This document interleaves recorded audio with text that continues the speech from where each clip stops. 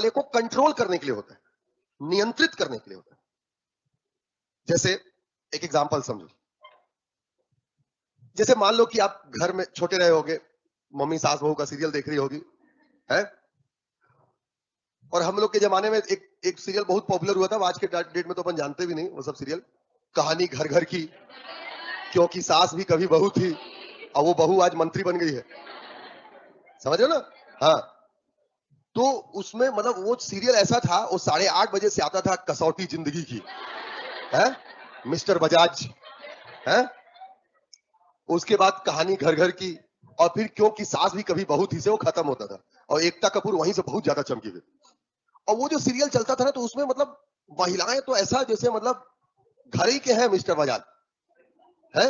वो कहानी घर घर की। उसके बाद एक सीक्वेंस आया था उसमें, जिसमें वो जो पहले जो रहता है, वो नाम भूल गया, मेरे ख्याल से मिहिर नाम रहता है उसका, वो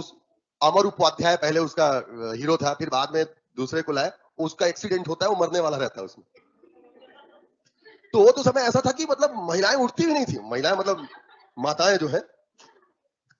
अब मान लो ऐसे में आप जाकर के खाना मांग रहे हो है, आपने अपने अधिकार का मांग किया, मेरे को खाना तो खाना,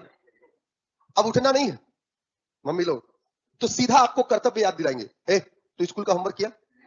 है, तेरे को जो काम बोले थे किया, जाकर किया पहले, नहीं तो पापा को बताती हूँ।